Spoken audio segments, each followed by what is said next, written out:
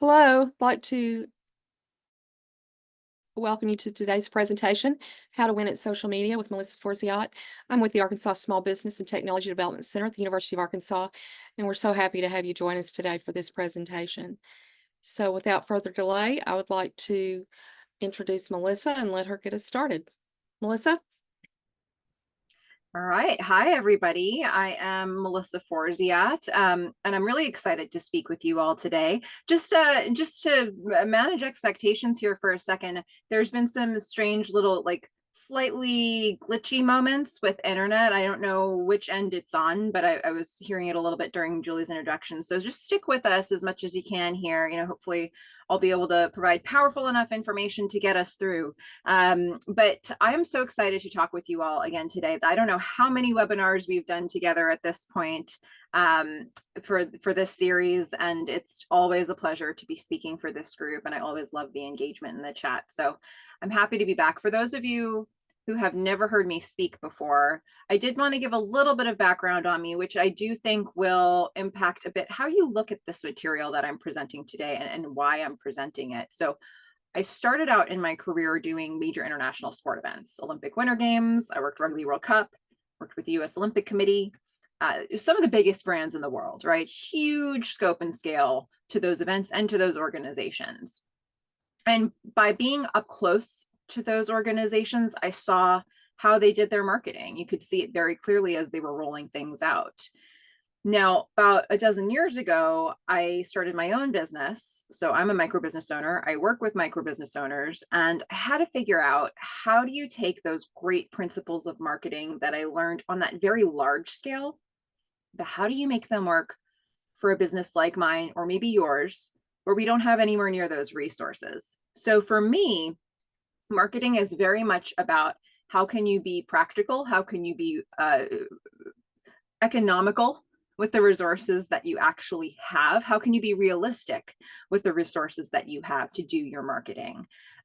Now, one of the reasons that is especially important to this topic is that I've found that a lot of people who give marketing advice to small businesses are suggesting pouring a lot of money into advertising, and that's not something that we're necessarily going to cover today in that kind of detail. So what we're looking at today is really saying, like, how can I be smart and maximize the resources that I have? And the more resources you have, the more you can do the things that I'm suggesting to you. So that's the approach that I'm going to be taking to this topic. And I'll give some more setup on that as we go through here. But some more quick housekeeping is, I hopefully everybody here is on mute, but I encourage you to still minimize distractions on your end. So if there's something happening on your side that could be taking your focus away from this material, and you have an opportunity to shut that down, this is a good time to do it. That could be shutting off a messaging device, turning off the ringer on your phone, whatever it takes to make sure that you're focused in on this material. Because the more that you think about your business in the context of this presentation, the more you'll probably get from it. Now, there are a lot of slides here. There's a lot coming your way here as we get going. And some of these slides are meant to be resources for you later. So please know that I've taken this entire slide deck and also taken some additional resources, and I've put them on a landing page on my website, and I'll give you that link at the very end. And Julie can pop that into the chat at any point that she wants as well. But that's going to be something that you can look at later for more information. Between that and the recording that Julie is getting right now, hopefully that gives you a chance to go back and recap anything that you feel like you really needed to see. So if you're rushing to take notes, just know that you'll have a lot of these resources again later to look at. Now, in terms of questions, first of all, I encourage your questions at the end. There'll be time at the end for your questions, but I'm also going to ask you some questions as we go through. And whenever I do that, I would love for you to put your responses in the chat and set it to everyone while you're doing that so people can see it. So just to get some practice there, look, I've introduced myself, and I would love for you all to introduce yourselves. Go into the chat, look for where you can find that chat button on your side. And, in that sort of console that comes up when you wave your mouse across the screen, or however you're listening to this, you'll see a chat feature. go ahead into that chat, make sure it's set to everyone so we can all see it, and introduce your business. Let us know who you are. You never know what other businesses you can find here that you could potentially partner with down the road. So listen to me, but also check out some of the responses that are coming in. And again, make sure it's set to everyone so that we can all see your responses. And hopefully you'll get a chance to meet each other and maybe find somebody to do business with somewhere down the road. So that, let's see, and it looks like a couple people don't see that option. So I'll ask Julie to see if she can check out where that's available. That's why we do these little tests beforehand, to make sure, because it's a lot more fun during the presentation if we can all talk with each other. So hopefully we'll get that piece sorted out. But in the meantime, I am really interested to start presenting what this material is going to be and what it will not be. So, here's how not to use social media. And it seems like a cute little picture, right? Like, obviously, a big wind up is not necessary for this particular putt, right? So a lot of times that's how people use social media too. A lot of times it feels like people are really saying, come in big with the advertising dollars and the big campaigns, but they're not doing the fundamentals. And so this is really about, what are those fundamentals that you can do? What are the little things that you can do to build community and build relationships, to get people paying attention to you and talking with you, that you can maximize in the long term? And it looks like the everyone feature is now available. So I hope I see lots of people introducing themselves. This is awesome. Thank you for doing that. So, when you think about social media, you really want to be sort of gentle with it over time, which is not the instinct that a lot of people have. And it's not the advice that sometimes people give. Instead of coming in every single day and asking people to buy something, how can you start a conversation or create some engagement to get people listening to you? And those are the kind of things that tend to work better on social media. And so that's really how we're going to be looking at this today. And here are some of the approaches that we'll take to get there. First of all, we're going to start by talking about, why are you social media marketing? Why are we doing this at all?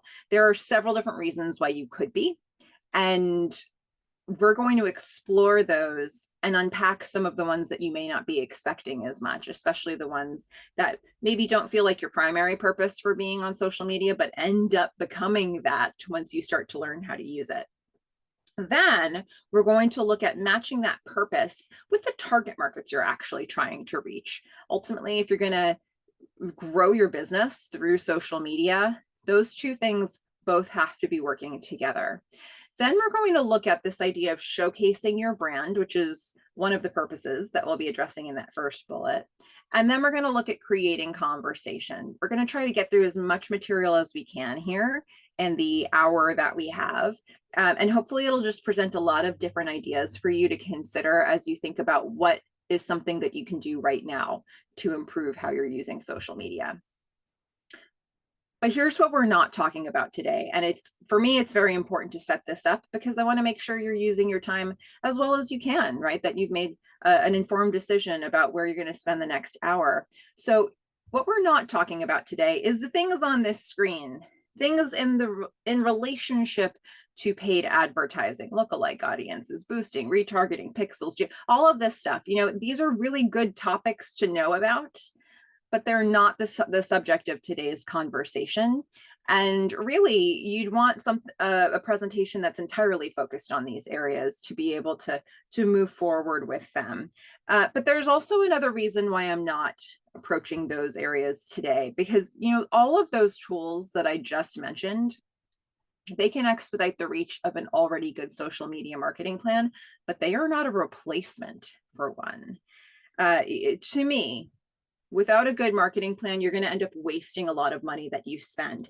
So there's a visual I like to think of with this, and hopefully this will make sense to you. If you were really thirsty and you wanted a drink of water, would you put that water in a cup or a sieve to drink out of? If you put it in a sieve, like all those holes are on the side, right? So you're going to keep pouring the water in and it's going to keep spilling out. And as much water as you try to pour in, it's going to keep spilling out the sides. You're not going to be able to gather that water, enough of it to drink it and satisfy your thirst. Whereas if you pour it into a cup or a glass that doesn't have holes around the side, you can fill up that glass or that cup and you can drink the water and satisfy your thirst. So we're actually trying to do the same thing with your marketing plan here. You want to make sure that the holes are plugged up so that if you start putting more time, more money, more human resources into marketing through advertising or any other means, that you're actually going to be able to keep those leads, that you're going to be able to keep those people that you got the attention of to begin with. If you don't have ways to do that, then you end up having all of those leads sort of falling out of your marketing funnel, and you won't even be able to reach them again. So we really want to focus on what are these fundamentals that we can do? What are the ways that we can solidify the structure of your marketing plan so that when you put more attention into it, that attention is put to good use. And that is how we're going to focus on this today. So if that all sounds good to you, let's jump in, talk about how to win at social media, even with no budget. All right, first things first, we want to look at why are you social media marketing? What is the purpose of being here? And this may seem like the most obvious question in the world to many of you. You're here to market your business, right? You're here to generate sales. But are we really? Is that the primary objective of social media? Let's talk about several different things you can be trying to do. First of all, you can try to be building your brand on social media. There was a time when, and it wasn't even that long ago. I mean, it was decades ago, but really in the grand scheme of things, it wasn't that long ago that if you wanted to market your business through a third party resource, you had only so many options. There were earned media outlets like maybe magazines or local newspapers or national newspapers, radio, TV. Those were generally the ways to get your message out. They were a huge opportunity if you got those opportunities, but they were hard to get because there were fewer features needed. There wasn't a lot of real estate in those publications or on those channels. And so very few businesses got those opportunities, but the ones that did got a lot of eyes, got a lot of ears on them and on their message. So it could be really good if you got the opportunity. But the other thing about that model was that you couldn't control the narrative. If you did an interview, you knew what you said, but you didn't know what quotes would be taken and what context they'd be put in. You didn't know the story angle that was going to be created. There was a lot about the finished product that we did not have control over in that model of how things were done. But things have shifted now because we have a number of different ways to market our businesses that we actually do control the message that we put out there. We decide what we want people to know about our businesses. Through social media, you can put a message on somebody else's platform, but you can dictate what it says. And so that's actually quite a great opportunity to have. And there's so many places we can put our marketing message out there, so many different platforms we can use, and we can often do it for free. But of course, the trick now is everybody can. So every platform is pretty saturated, and now it's a question of how do you get noticed. So the pluses and minuses really have switched over the years, over the decades. But with the model that we have now, especially when you're looking at something like social media and the ways that you can use it, just think, if I can get somebody to my page, my profile, my account, my whatever, can I get them to feel like they've gotten to know me? Can I start to build that trust with them so that they want to stick around longer and hear more of what I have to say? That's an objective we have to be reaching. We have to be controlling that, right? Because if you at least can know that what you've got there for them to read or hear or see, if you know that it's saying what you want it to say and it's saying what's going to best grab them, then you can start putting your attention into getting more people to it and know that you're being more effective with that. So building your brand is a huge first objective that we can have. Now, building your reputation is a second one. And this one's really important. There are there are 4 different personality types in the buying process. All of them need some kind of validation before they make a decision to buy something. They need different kinds of validation, but they all need some kind. And so it's especially important for us as business owners to give proof why people should be listening to us, why people should be buying our products or services. It can be at odds And there may be a number of people listening to this right now who are thinking, yeah, but I want to be humble. I don't want to toot my own horn all the time. It's just, it doesn't feel good to do that. But somewhere we have to meet in the middle, right? Because your audience needs to know that they're making a good decision. And there are a lot of ways to prove that to them. But somehow we need to get that across. And it could be about sharing the information, stats, data awards that we've won. It could be getting other people to help share that information on our behalf in any different way that we can do that. But getting information out to your audience that, hey, this business is worth checking out. We're not fly by night. Our products and services are strong. Like whatever ways you can communicate that are actually very important to do. And social media, because you have an opportunity to control your narrative, gives you a lot of ways to do that. Now, a third element here is creating community. That's another goal you can have. And there's a relationship there with building reputation, because the stronger your community appears to be, it suggests that that's the stronger your reputation is, right? Why would all these people be clamoring around your business? Or why would these very important people be clamoring around your business if your business wasn't great, right? So there's an implication that if you've got a large or a reputable community, that also suggests that your reputation is strong. There must be a reason all of these people love your business so much. Now, yes, there's the link there, but also community is its own thing. When it comes to social media, when it comes to any kind of marketing, you can be assertive about building connections with people who are in your target market, or people who are potential partners from other businesses that are reaching your target market. You can create collaborations to reach your audience, and you can do that assertively. You can do that pointedly through social media. You can shop for the people that you want to connect with, and then you can connect with them. So creating community is certainly a third goal. And now we get to generating leads.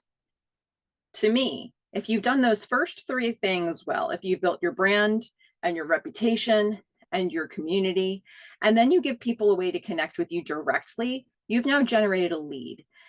Somebody that you can reach again, somebody that you can know for sure you've gotten in front of them again, and you can start measuring the results of those conversations in some way. That's where this person now becomes a lead. That moment when somebody becomes a lead is that moment when you go from blasting a marketing message out to a large volume of people that are faceless, that you can't see, to now you're having a one-to-one conversation. Those one-to-one conversations have to happen at some point for you to generate a sale. So this lead piece is quite important. How can you give people that one-to-one way of connecting with you? And then how do you generate the sales from it? Once they're in your pipeline as a person that you can name, that you can see, that you can talk to, that you can reach again, that person could potentially become a sale. Sometimes that happens very quickly.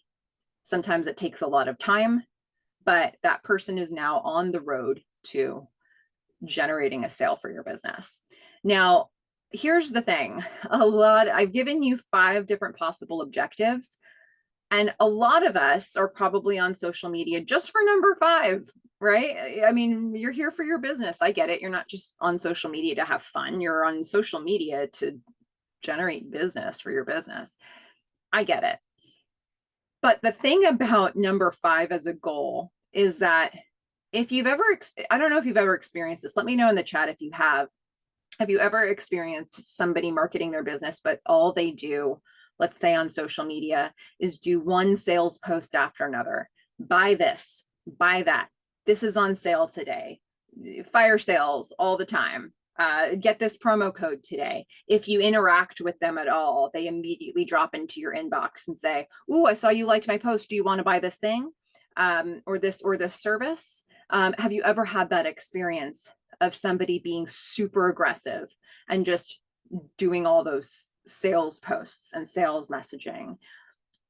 How do you, if you have had that experience, what is that feeling to you? What does that feel like when you are on the receiving end of it? Especially if we're talking specifically about social media, what does that feel like when you experience that there? Here's the trick. In our heads, that seems like the right thing to do because we know we want sales. We have a product or service. We want people to know about it. But what tends to happen is if that's the only way you're communicating with people on social media, that tends to drive people away. And Gina right away is already agreeing with that. I get it, and it's annoying. I don't want to be that person. So it's a super tricky thing, right? As business owners, that's the way that we need to generate sales. But when you're on the receiving end, a lot of us end up feeling the way, if your name is pronounced Gina, just mentioned, where you're on the receiving end of this, but you went to social media for other reasons. It's called social media for a reason. It's not called sales media. It's called social media because we're supposed to be interacting and networking with each other in some way. And so people go to any of those platforms expecting that. They're there to get information. They're there to pass the time. They're there to see what people are up to. They're there for a lot of reasons, but most of the time they're not there with a credit card in their hand ready to shop and buy stuff. There are some platforms that have tried to create marketplaces, but you usually go there with that specific intention. And when you're on the rest of the platform, you're there for other reasons. And so if we're going to be effective in marketing on social media, we actually have to lean into that, not away from it, which is so challenging to do because it requires a huge amount of patience and a lot of consistent effort over time. But if you can start to get people engaging with your content, probably more people are going to see your content over time. If fewer people are engaging, so if people are getting a lot of sales posts and they're not interacting with them, then there's no interaction happening on that channel, and social media will think, oh, we shouldn't prioritize this in our algorithm. So I just wanted to put that out there up front, that as much as we feel like we need this outcome, there's a road to get there. And it's through building brand, reputation, community, leads, and then you generate those sales. So the first step here is, you pick the strategies that you want to focus on. And as much as it sounds like, well, maybe everything here is important, it's helpful to really understand which things you want to prioritize for the specific business that you have, for the specific audience that you're trying to reach on the specific platform that you're on. So think about any target market or any platform that you're on right now for social media or thinking about being on. And let me ask, which of these strategies would make the most sense for you to really focus in on for your business? You can pick more than one if you want to. And the options here were, of course, brand, reputation, community, leads, and sales, really leaning into all of those areas. So which of these strategies, if you've got a lot of things happening in your business right now, try to focus in on one area. Think about one platform that you're on and who you're trying to reach there, because you could be trying to reach different audiences in different places. A lot of times we market that way, but if that is the case, just think about which of these makes the most sense for your business for one of those examples. And let's focus in on that, because this is going to be a good building block for you as we go into the rest of the presentation. I'm seeing brand, I'm seeing community, brand, reputation, community. We've got a mix of those three. Got community, so community is coming up a lot here. Brand, okay, so we're getting a few different areas here, but brand and community I feel like are coming up the most. So that's fun to think about, because we'll address more of that as we get into this presentation. How do you actually get there, and how do you do those things? But so far, those seem to be the trends that people are saying here, which is great, right? So now if you're thinking, okay, I want to focus on these areas, I want you to hold on to that piece that you just said. I want you to hold on to those things that you've just written into this chat, because I want you to think about how you're going to get there. And hopefully you'll get some tools as we keep moving forward in this presentation that'll help you focus on that and really start to hone in on it in how you market to your audiences. So thank you for sharing that, everybody. And just keep that in the back of your mind, maybe in the front as we keep going through, because now we're going to look at how do you take that purpose that you've just settled on, but match it with the target market that you're trying to reach on any given platform that you're on. So I know I'll end up saying target market a bunch of times. I already have. Let's put a definition to this. These are the people who'd be most likely to be interested in your product, your service, your program, your idea, whatever it is you're selling. These are the people who would be most likely to want to buy it. A lot of us have more than one target market. Because as you start to really dial down into who these people are, you might find that there's more than one kind of person. That's great. That's okay. That happens for most businesses. But the question is, how can you have individual conversations with each one of them that feels unique to the things that they need to hear from you? And so that's why I ask you to sort of separate that piece out here. Now, the question becomes, which target markets are actually aligned with your social media strategy? And your social media strategy, it might actually be different across more. If you are on more than one platform, it might be different for each platform.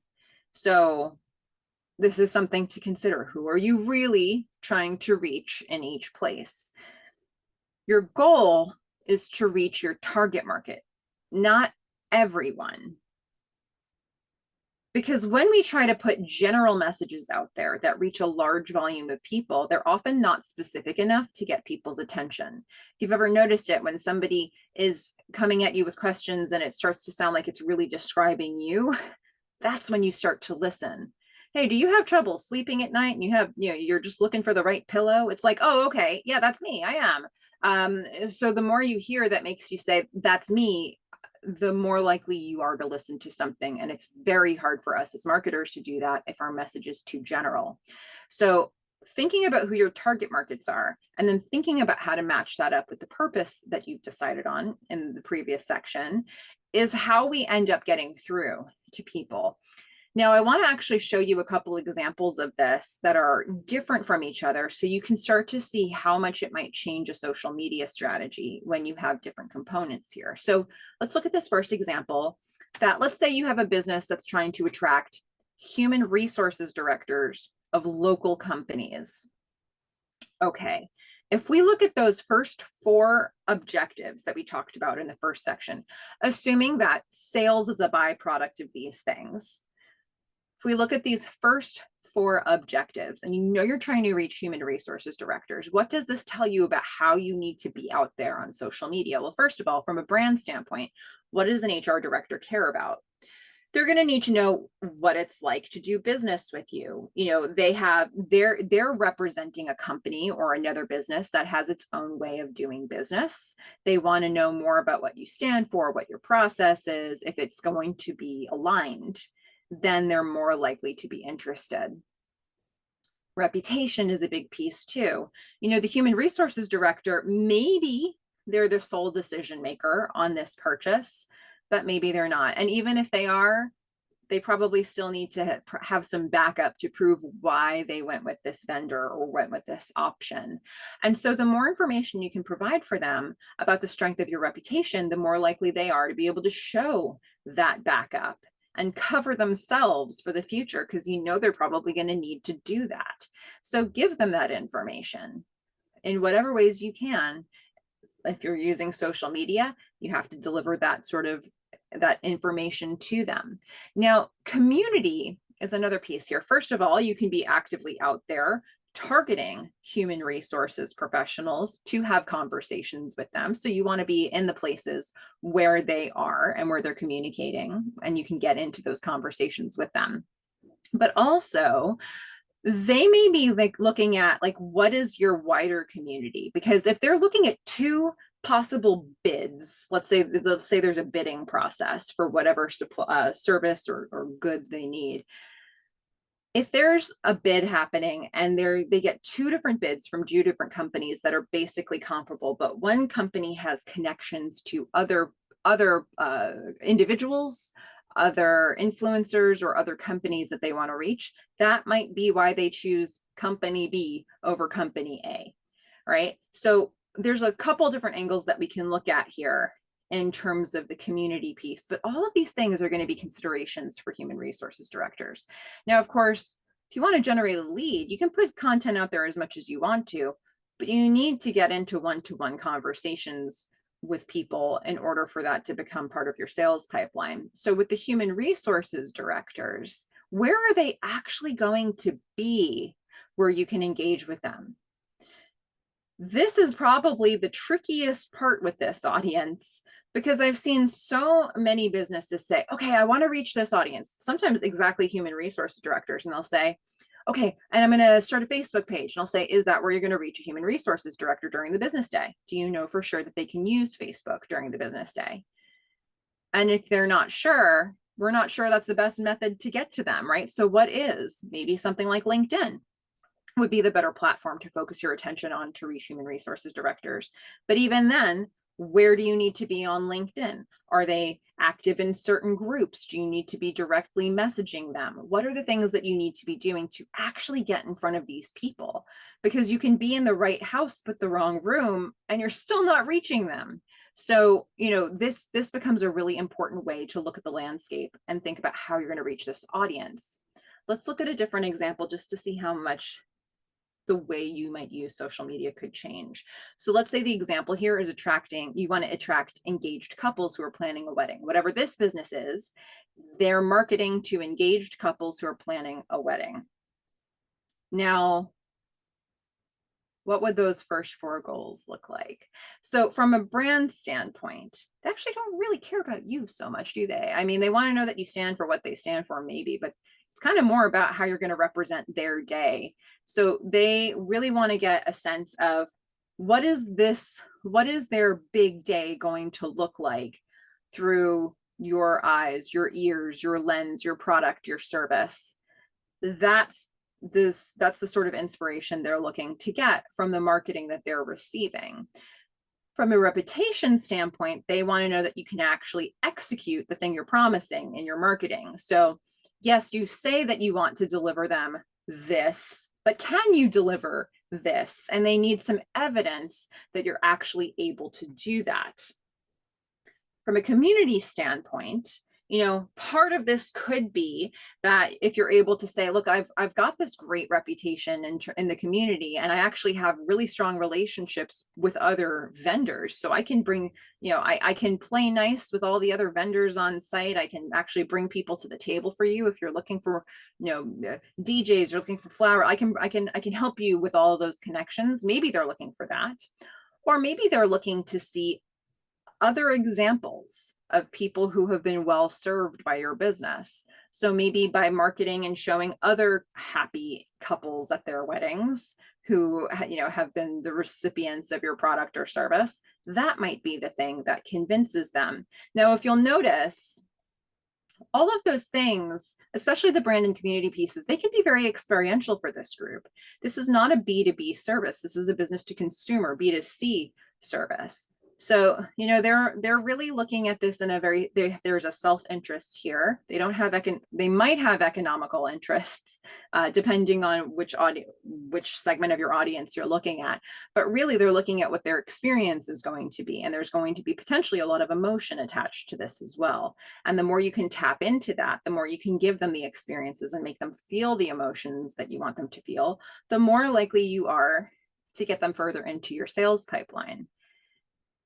The HR person doesn't necessarily want you tapping into their emotions. They want you tapping into the data, the facts, the hard numbers behind it all.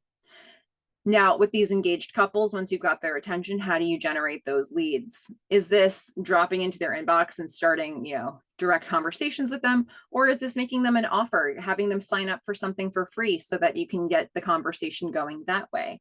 So this is a way to start really thinking about, how do you create that one-to-one relationship from the beginning? So you can start to see, as you look at this, these plans, these objectives, these target markets start to dictate different platforms that you might need to be on and different ways that you would use them. Now, once you're in there, we've talked about some of those bigger goals that you might have, and showcasing your brand is certainly an element that a lot of you have focused in on, that you want to do more in this area. So when you think about how to represent who you are, who your business is, what you stand for, how you're going to show up for them when you're delivering your product or service. This is the kind of stuff that you can communicate through your brand. And there does need to be ultimately alignment between how you market your brand and how you actually deliver, every part of their experience with your business needs to feel consistent to them, like it's all coming from the same business. So what are some of the ways on social media that we can get our brand out there? Well, there's this idea on social media That's actually very relevant to other types of marketing as well. And so you may find a use for this concept outside of social media. It's this idea of selling without selling. It's this idea that if you walk past a bakery and it says, the cookies, X number of dollars, is that as enticing as smelling the cookie from outside the bakery? For a lot of us, it's the smell of the cookie that makes you want to walk inside the bakery. So, this idea of selling without selling is also applicable on social media, but we have a lot of ways to get there. Depending on what your business is, some of these are going to be more relevant than others. So you've got things like concepts or ideas. So for example, if I'm marketing, I'm going to be looking at like, hey, I do marketing. That's the concept. Let me share marketing thoughts, marketing ideas. That if you start to get enough information like that from my business, you'll start to see that that's what I do, right? Values. What do you uphold? What value system do you uphold while you're delivering the product or service, while you're putting those concepts or ideas out there? This can be a decision maker for a lot of people, because they want to know how what do you stand for exactly? And so you get to put that out there. It can be broader ideas in terms of, I want to be environmentally friendly. It could be, I do it on time. Like it could be literally how you're delivering the product or service. But what can you communicate to them? That's a promise of what it's going to be like to do business with you. Philosophies. Philosophies can be more relevant in some industries than others, in some businesses than others. But it's this idea of, I have a belief system of what I do here. There's a lot of ways to get it done, but I this is what my belief system relies on, and that could be a reason that you choose my business over a competitor's. So you can take that approach from different angles. Stories is often a big one. Stories from you, stories from your team, stories from your stakeholders or your clients, all different kinds of stories, right? Any stories that you can share can be of interest to your audience. This is often of more interest to people who have more of an emotional social style in their buying, but it helps people connect to this is where this person was and this is where they are now. That's another type of thing. Case studies also can fall into this category. Senses, tapping into the senses. Again, that I would even more broadly label that as experiential, but you can even do that in a social media post.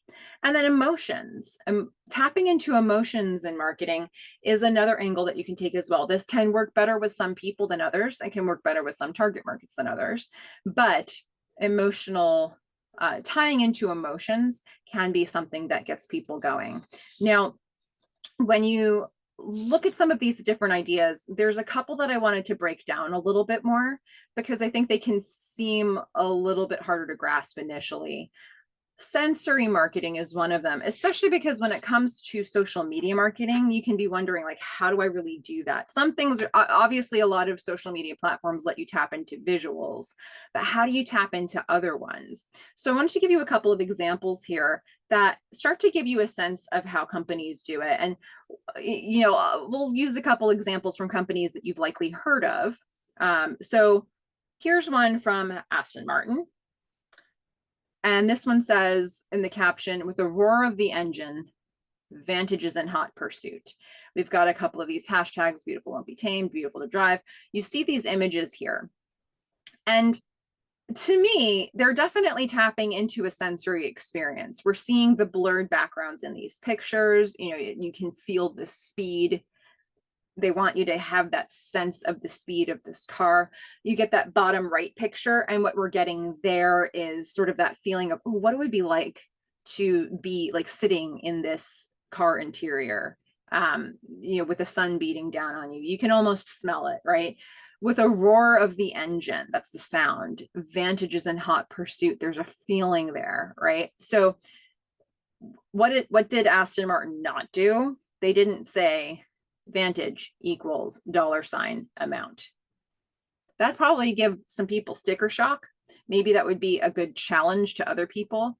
But what they're doing instead is they're making you want this vehicle. And they're going to keep making you want this vehicle.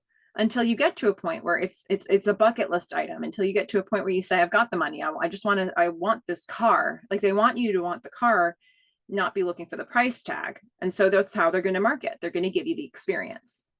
And they're going to make you excited about the experience. And then they're going to make you want it in real life. Now, a very different example, but one that I was just tapping into earlier, is Nestle Toll House. Look, it's a presentation with me, so you're going to get sweets. Okay, that's how it's going to be. And not only one, I'm going to give you two different posts about this. So we've got National Chocolate Chip Cookie Day, and we've got fudge and cookies. And when you look at this, again, Nestle Toll House is not saying chocolate chip cookies equal $ amount. They're not saying buy it now, special discount on chocolate chip cookies. What they're doing is they're showing you these photos and they're letting the photos speak for themselves. What's really hitting me is I look at this photo on the left and I see that one cookie that's broken open, and there's that one chocolate chip that's just oozing onto the table. Yeah, I feel like this is a hot, warm cookie that's just come out of the oven. I can smell it. I can feel it in my hands. It's all melty. Now I want to eat it. And I've been on this photo long enough. I've been on this slide long enough that you may be starting to get hungry for cookies, right? Just because you're looking at it. If that's the case, I'm sorry, but here we are, right? It's working. So this approach is about making you want the product by experiencing it. The other thing they do here that I think is very smart, and this is part of a lead generation process, is you look at both of these posts and in the description, you have that recipe link. They're trying to get you to their website, because once they can get you to their website, you can spend more time thinking about their business.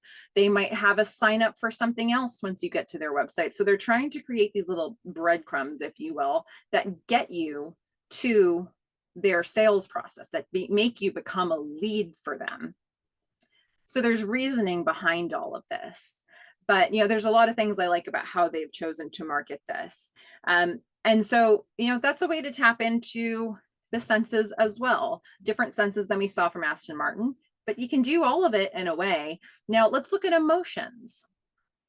Emotional marketing is a tricky thing. It works better with some audiences than others. It works better with some individuals than others. But when you test this out and see how it works for your audience, you might find that this is something that can be good for your business. A lot of different ways to tap into emotions. And when you use emotional marketing, there's usually anything that's positive can have a negative, and anything that's negative can have a positive. And you can try experimenting with both to see how that works. So just to give you an example here, this is actually a post from earlier on in the pandemic, and this is from Kleenex. And here, we've got these images. It's a whole carousel of images, right? So there was more attached here, but you can see the vibe of these images. And then Kleenex says, there's comfort in knowing we're not alone, and there can be strength in sharing our vulnerabilities. Share, hashtag, all the feelings you're feeling. So even though we're apart, we can feel together. What are they tapping into? They're tapping into people's feeling of loneliness. They're tapping into sadness, and their product is a solution for that.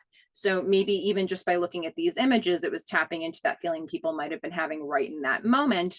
And now they want you buying Kleenex so that you can take care of yourself. You could go the opposite direction for this, and you can talk about, Kleenex makes you feel happier, wipe away the tear, you can go the other direction with it. And you often can for emotional marketing. Now, another example here, one that I think is very, very smart. This is something from the Sleep Lady. And so there's two pieces of this. There's the graphic that has language on it, and then there's the description. The graphic says, your baby who got through the last sleep regression, who was finally sleeping well day and night, is suddenly waking early from her naps and up all night. And then you see this description. You're tired. She's tired. It's the 7-month sleep regression in full swing. So what are they tapping into here? Look, you love your baby, but you're exhausted. You're frustrated. Your baby's frustrated. Everybody's frustrated. They're tapping directly into that pain point here. And then they've got a link because probably they've got a solution for it.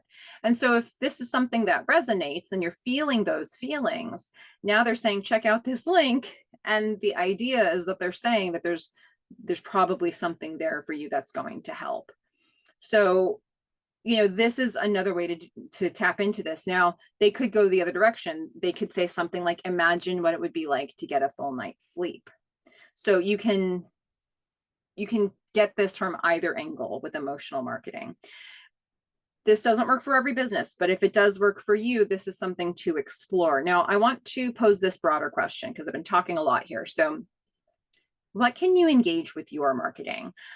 I've run through a bunch of different angles that you can take with the brand piece: concepts, values, philosophies, stories, senses, emotions. We broke down a couple of these, but which ones of these do you really feel like you can tap into in your marketing? It doesn't have to be just one. You could pick more than one if you want, but what feels like it's most relevant to your specific business? We may see a trend form in the chat, but we don't have to, because you all have different businesses. So there may be something that's better for what you're doing. And you may find that you need to do different approaches for different target markets. So that's something to be aware of as well. First response that I'm seeing there is stories. I'm getting emotions, experiences, stories, emotion, stories, and values. Stories is coming up a lot. I'm noticing stories and emotions. Yeah, stories seems to be coming up a lot for us. So really think about all the different types of stories that you can share if that's an answer that you're putting out there. It could be yours. It could be, again, your stakeholders. It could be the stories of people who haven't even, the type of people that you serve, who haven't even come see you yet. It could be the stories of people that you've helped in the past. And there could be other variations here. We've got one person is saying information pieces that offer confidence and build company reputation. So that's a super specific angle, but it does tie in to this. So really think about, again, it's matching that purpose and that target market, and now thinking about the medium that you're going to use to get them there.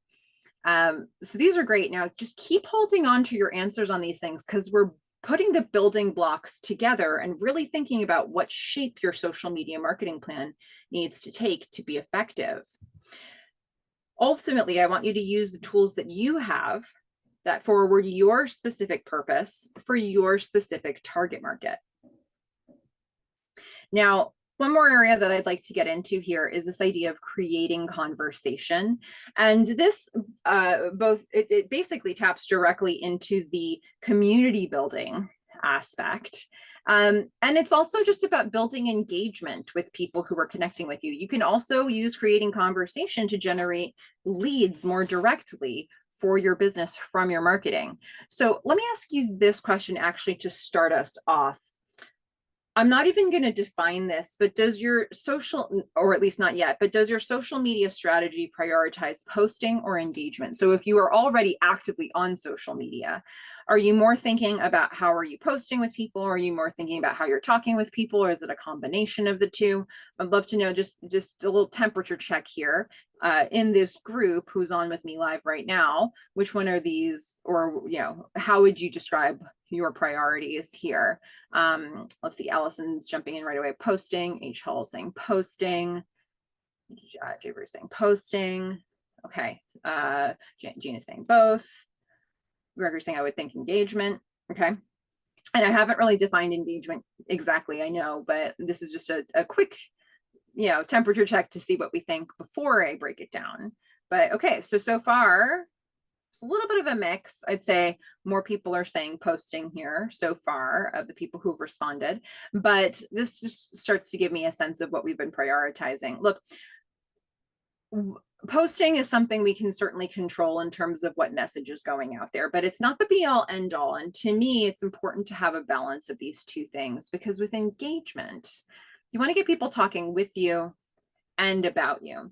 Now, sometimes when I say engagement, what people first think of is, okay, I've done a post, somebody comments, and I'm going to make sure I comment back. That's great, but that's passive, right? That's letting somebody come to you and then responding to them. The question is, how can we be more active in building community? And you can potentially engage with people and bring them back to you. And that's something that I would love to explore here. Engagement can look like going to other pages and liking people's comments or reacting to people's comments. It can be comment marketing. That's a thing. You can go to other people's profiles, accounts, other business pages, and you can get in there with comments, and you don't have to sell. You can just be having a conversation with people. You can be putting compliments or insightful thoughts or good questions, and that can create a conversation. Sharing content is another way.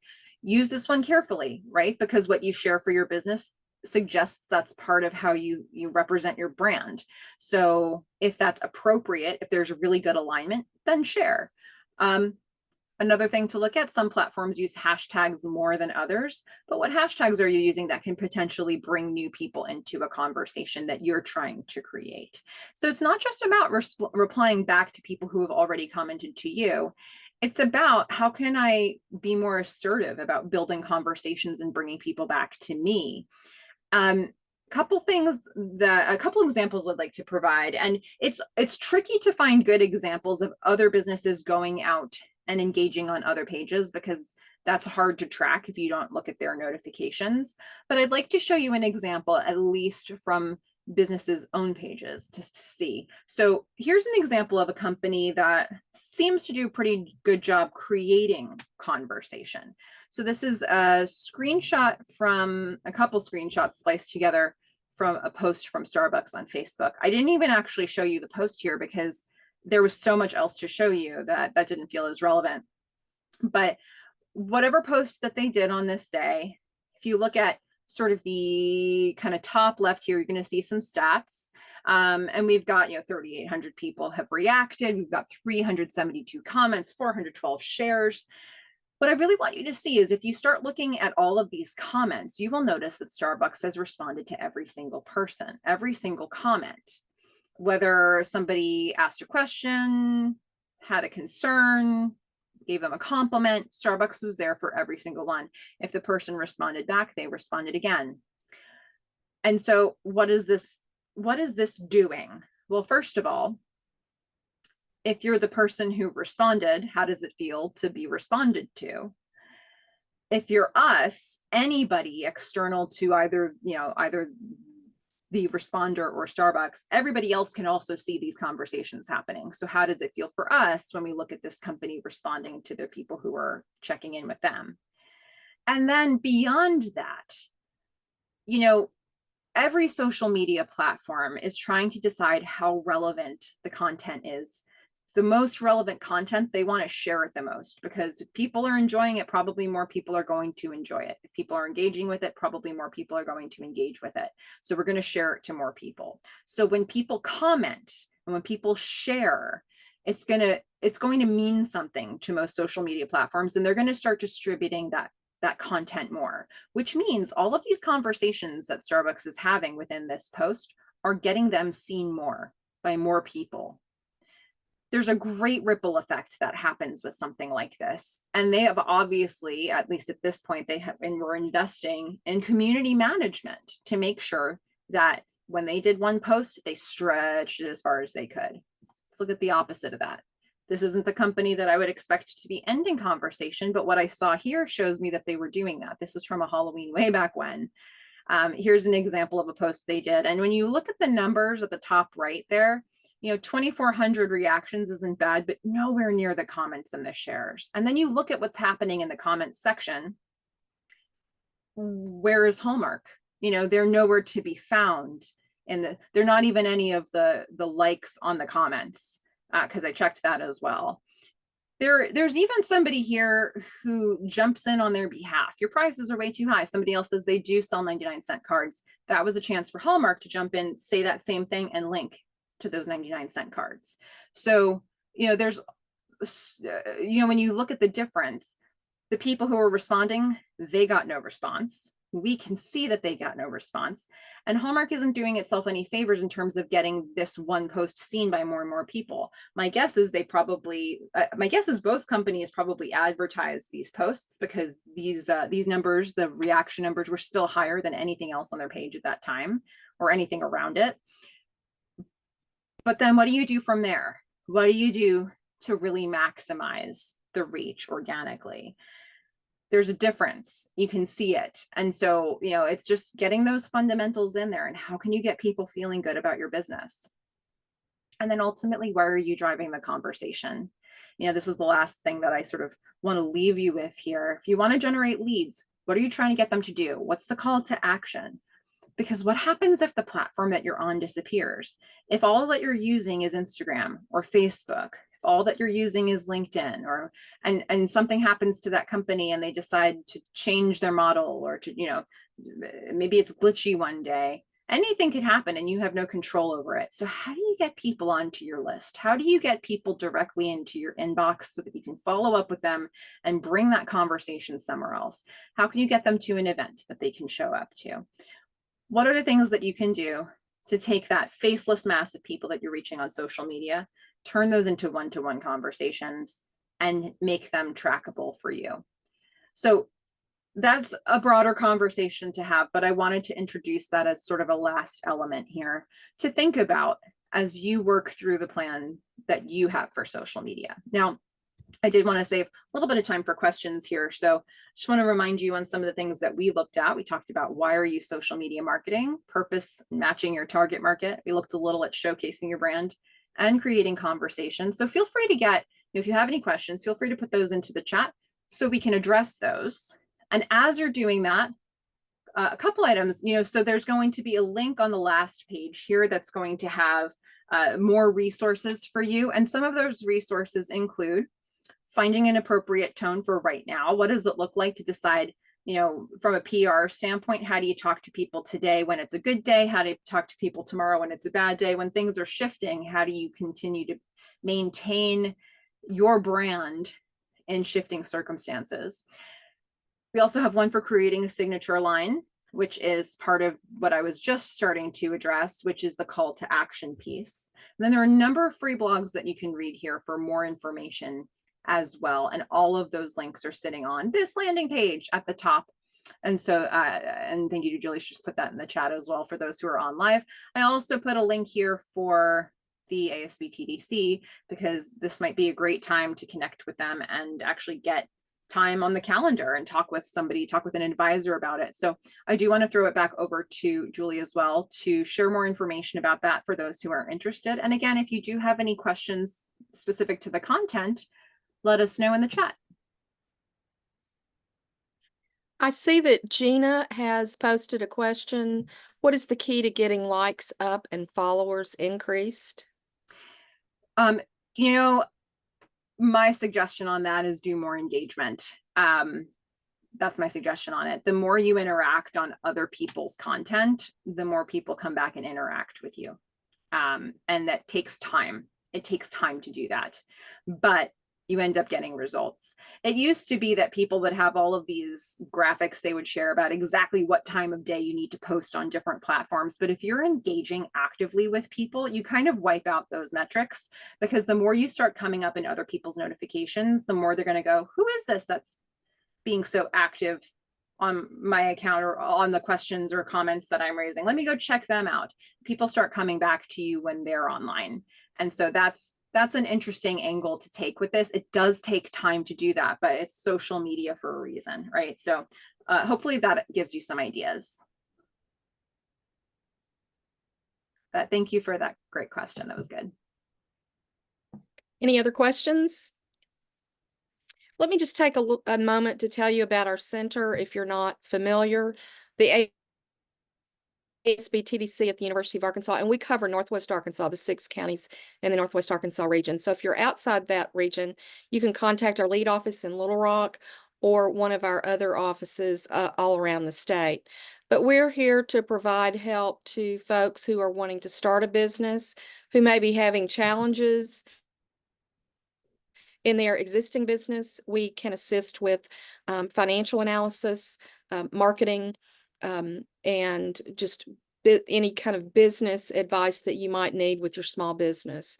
So I posted the link in the chat for our website. So all you need to do is just go and register and we will set you up with a meeting. All of our services are complimentary. Our experts are available to you at no charge because we are grant funded. And so we hope to hear from you if we can help you at all. So if there are no other questions. I do see one other question that came in, and this is a really good one. So do you recommend promoting some social media platforms over others? Figure out which, for example, figuring out which platform seems to have the most potential and engage on that one more than others you may still post on. More broadly, so For me, it's not a good thing to be on a lot of different social media platforms if you're not actively engaging with people on each one.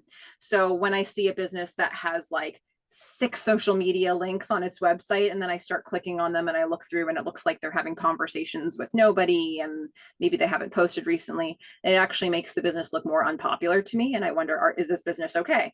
So for me, that's the impression that that gives. So I would say really think in terms of your resources and what's realistic on how many platforms you can be on where you can be actively engaging with people and being social, and then focus there. Now, the answer of which one you need to be on is going to be different for probably everybody's business here, because do you need more visuals? Do you want to do more videos? Do you have just short little bits of content to share with people, or do you want to give people really long thoughts? Do you want to be able to link people to external resources or not? There's a lot of different factors, and also exactly where is your audience and where do you have the best chance of communicating with them? And maybe you've got different ones on different platforms. So hopefully today's conversation starts to give you a bit of a framework for making a decision about which ones are going to be most helpful. But I'm not a believer in being everywhere because you can be everywhere. I would say focus in where you're prepared to really spend the time. And then if you're doing well there, you can expand.